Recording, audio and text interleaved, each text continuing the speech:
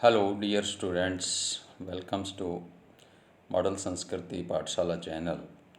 I, Ajit Singh, welcomes you. Students, आज हम 10वीं कक्षा के सामाजिक विज्ञान विषय के लोकतंत्र के परिणाम नामक अध्याय पर चर्चा करेंगे। डियर स्टूडेंट, सबसे पहले हम इस अध्याय में कौन कौन से ऑब्जेक्टिव्स मुख्य रूप से हम चर्चा करेंगे। ये ऑब्जेक्टिव्स हैं लोकतंत्र का अर्थ, लोकतंत्र की विशेषताएं, लोकतंत्र से अपेक्षाएं या उम्मीदें, लोकतंत्र के प्रकार, लोकतंत्र की समस्याएं, लोकतंत्र के परिणाम। इन सभी ऑब्जेक्टिव्स को हम बारी बारी से कवर करेंगे। इस टॉपिक में हम सबसे पहले लोकतंत्र का अर्थ लेते हैं। प्यारे बच्चों, एक ऐसी शासन व्यवस्था जिसके निर्माण और संचालन के लिए राज्य के नागरिक प्रत्यक्ष रूप से अपने प्रतिनिधियों का चुनाव एक निश्चित समय के लिए करते हैं। ऐसी शासन व्यवस्था जिसका निर्माण और संचालन के लिए राज्य के नागरिक प्रत्यक्ष रूप से एक निश्चित समय के लिए अपने प्रतिनिधियों का चुनाव करते हैं और ये प्रतिनिधि नागरिकों की इच्छा के अनुसार लोकतांत्रिक शासन व्यवस्था का संचालन करते हैं। बहुत सुंदर सी परिभाषा अमेरिका के पूर्व राष्ट्रपति अब्राहम लिंकन ने दी है। उन्होंने कहा है कि लोकतंत्र जनता के लिए जनता द्वारा शासन है। According to Abraham Lincoln, democracy is a rule by the people, to the people and for the people। लोकतंत्र की विशेषताएं या लाभ, क्या क्या फ़ायदे हैं लोकतंत्र से, क्योंकि दुनिया में मुख्य रूप से 2 या 3 प्रकार की शासन प्रणालियां हैं। लोकतांत्रिक शासन प्रणाली, राजतंत्र और तानाशाही। तो सबसे लोकप्रिय लोकतंत्र को माना जाता है। क्यों माना जाता है? इसकी कुछ विशेषताएं हैं, इसके कुछ गुण हैं, इसके लाभ हैं, जिनकी चर्चा हम इस टॉपिक में कर रहे हैं। पहला पॉइंट है जनता का शासन। प्यारे बच्चों, जैसा कि परिभाषा से स्पष्ट किया गया है कि लोकतंत्र जनता के लिए जनता द्वारा शासन है। इससे बिल्कुल स्पष्ट हो जाता है कि लोकतंत्र जनता का शासन है। उत्तरदायी और जिम्मेदार सरकार। लोकतंत्र में सरकार हमेशा जनता के प्रति जवाबदेह होती है। इसमें जनता के द्वारा प्रतिनिधियों का चुनाव किया जाता है, इसलिए सरकार अपने प्रत्येक कार्य के लिए जनता के प्रति उत्तरदायी होती है।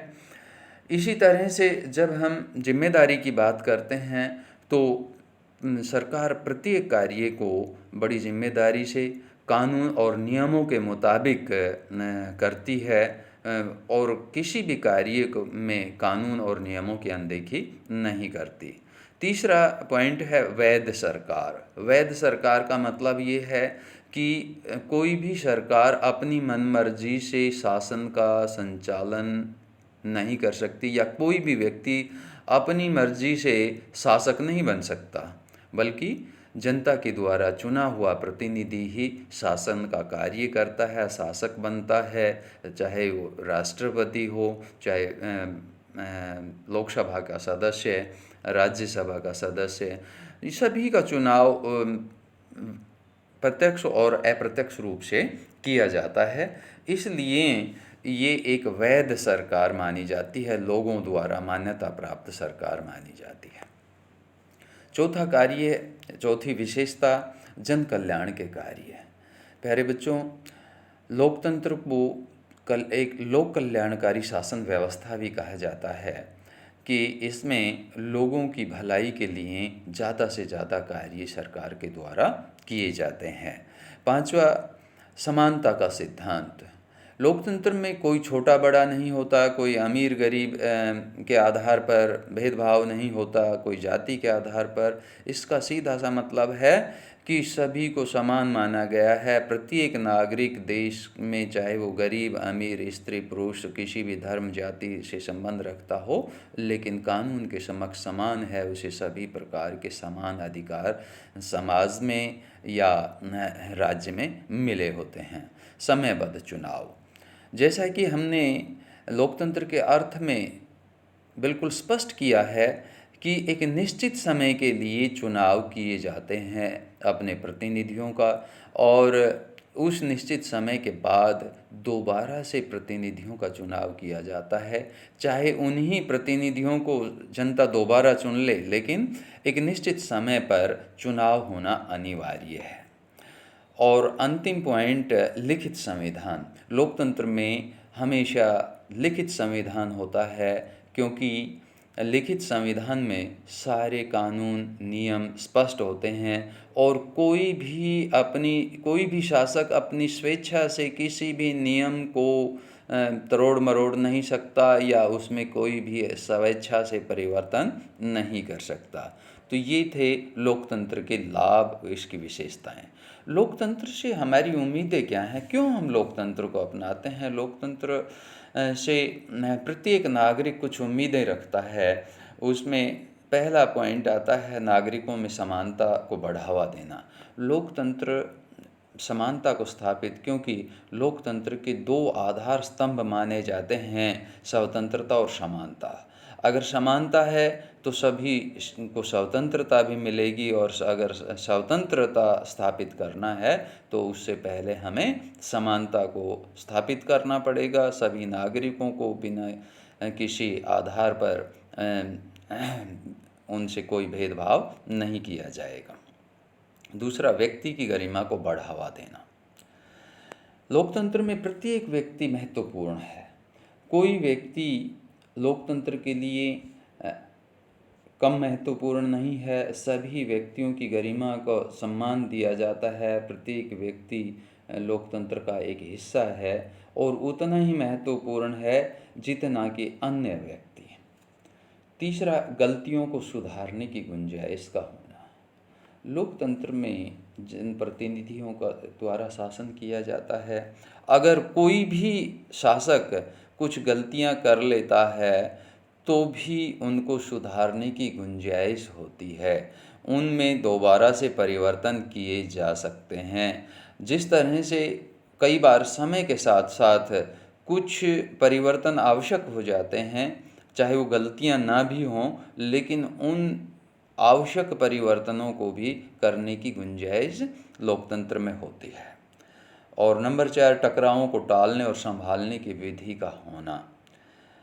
प्यारे बच्चों, लोकतंत्र में आज बड़े बड़े राज्यों का युग है, और लोकतंत्र बड़े बड़े राज्यों में रहने वाले सभी संप्रदायों के लोगों को, सभी जातियों के लोगों के हितों में सामंजस्य स्थापित करते हैं। उनके बीच अगर कोई टकराव होता है तो उनको टालने या उन टकरावों को किस तरह से हल किया जा सकता है, किस तरह से समाप्त किया जा सकता है, उन टकरावों को किस तरह से मिनिमाइज़ किया जा सकता है, ये सारी विधियाँ लोकतंत्र में समाहित होती हैं। लोकतंत्र के दोष। प्यारे बच्चों, हर वस्तु में, हर संस्था में, हर व्यवस्था में कुछ अच्छाइयाँ होती हैं तो उनमें कुछ बुराइयाँ भी होती हैं। लोकतंत्र की कुछ बुराइयाँ भी हैं। सबसे पहली बुराई, सुस्त शासन व्यवस्था।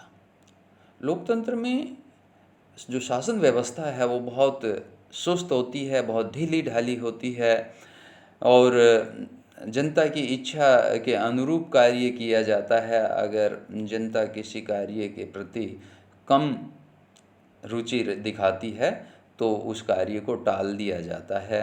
प्रत्येक कार्य को बहुत धीरे धीरे किया जाता है। दूसरा, कम कार्यकुशल शासन व्यवस्था।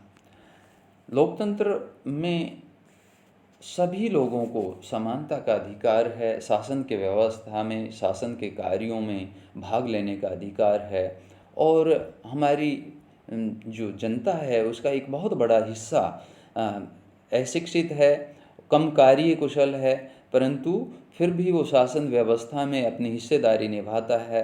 इसलिए उनकी हिस्सेदारी की वजह से लोकतांत्रिक कार्य में या शासन में कार्यकुशलता में कमी आती है।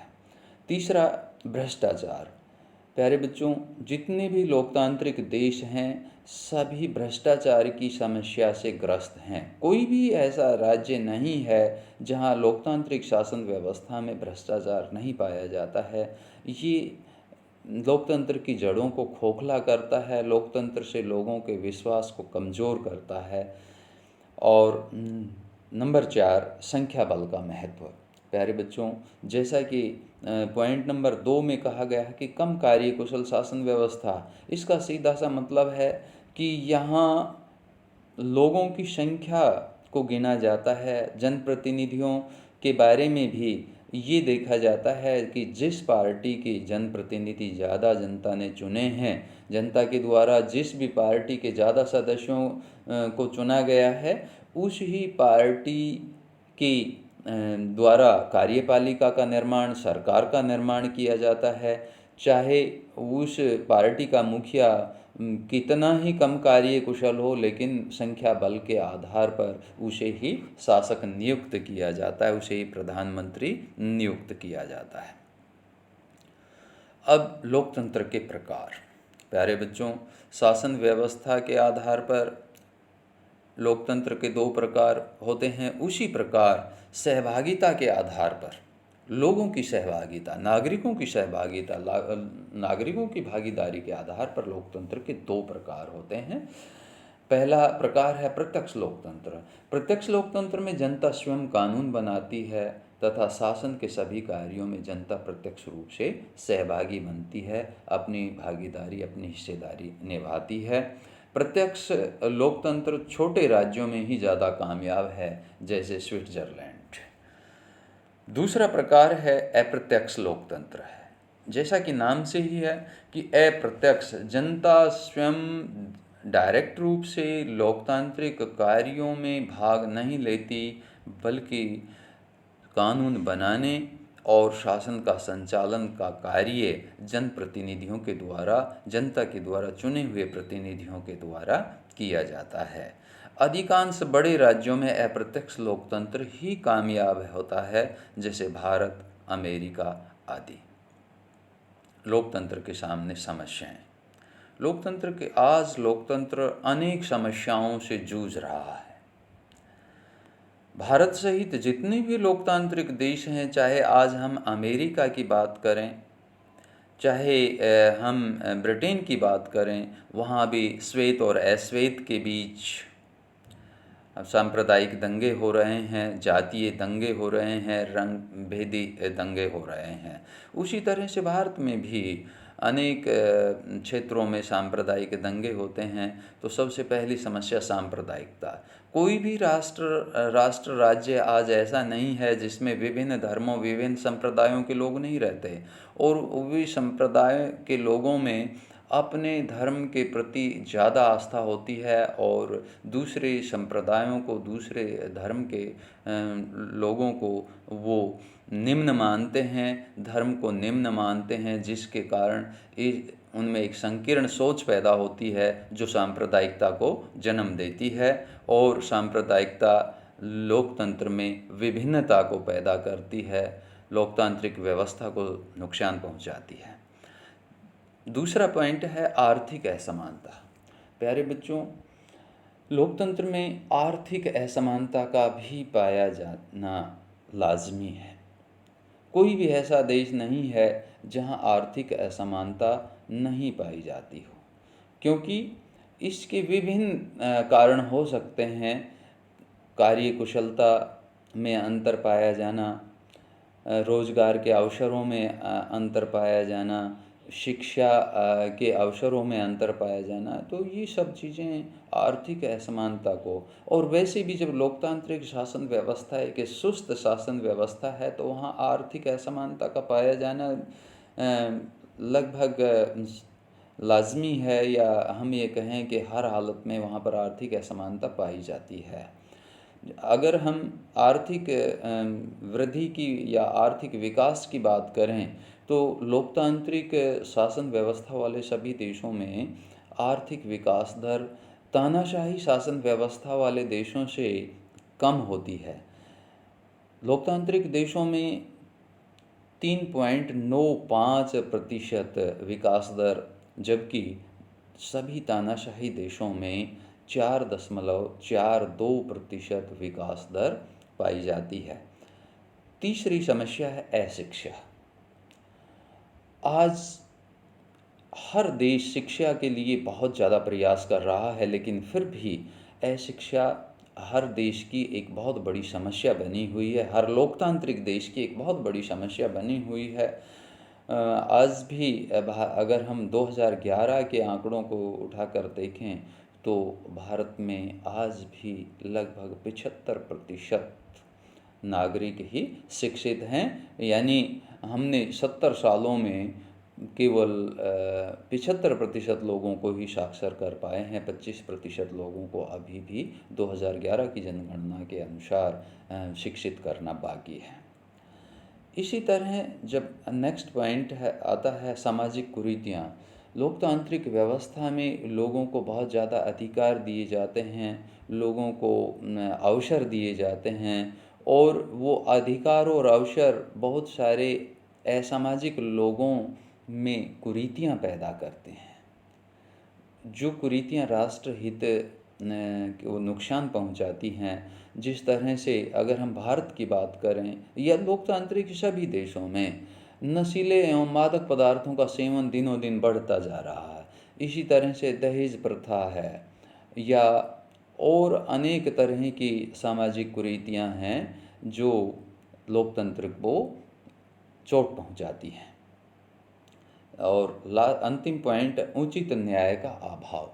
लोकतांत्रिक शासन व्यवस्था में न्याय देर से मिलता है और न्याय उचित भी नहीं मिलता। अगर हम भारत की बात करें तो भारत में न्याय महंगा है और न्याय देर से मिलता है।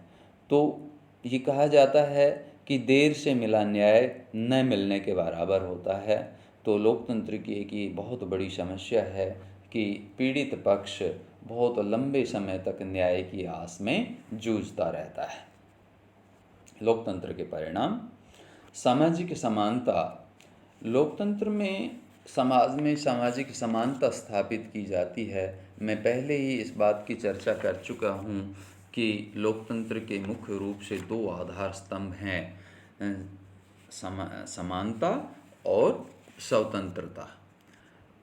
दोनों में इतना घनिष्ठ संबंध है कि एक के बिना दूसरा अधूरा है। लोकतंत्र से हमेशा यही आशा की जाती है कि यह एक ऐसी सामाजिक व्यवस्था स्थापित करेगा जिसमें किसी भी व्यक्ति के साथ जाति, भाषा, धर्म, लिंग, रंग आदि के आधार पर कोई भेदभाव न हो, यानी समाज में सभी लोगों को बराबरी का हक मिले।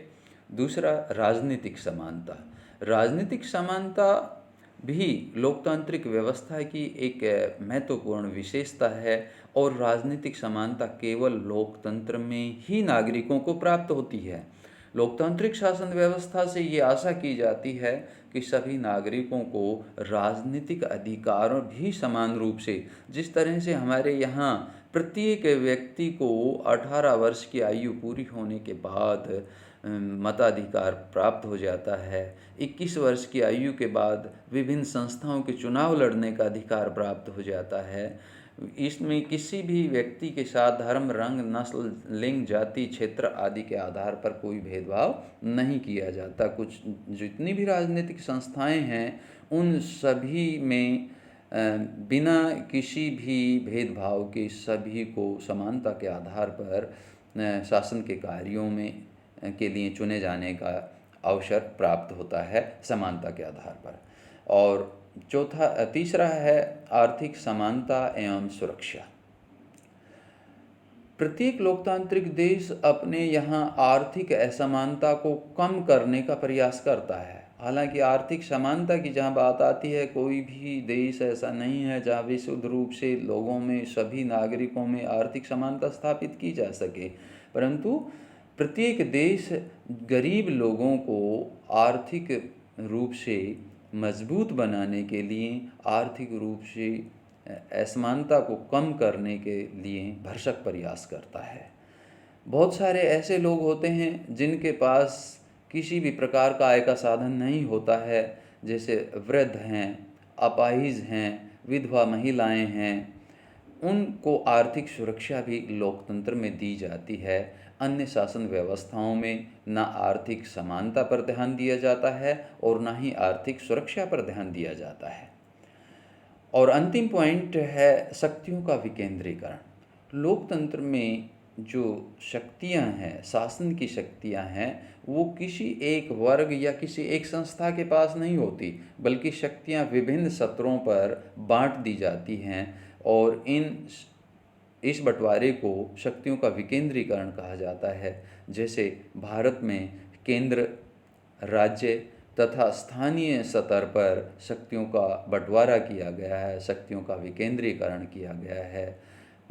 भारत में शक्तियों का विकेंद्रीकरण मुख्य रूप से 3 सूचियों के अंतर्गत संघ सूची में 97 शक्तियाँ दी गई हैं और राज्य सूची में 66 शक्तियाँ दी गई थी और समवर्ती सूची में 47 शक्तियाँ शामिल की गई थी।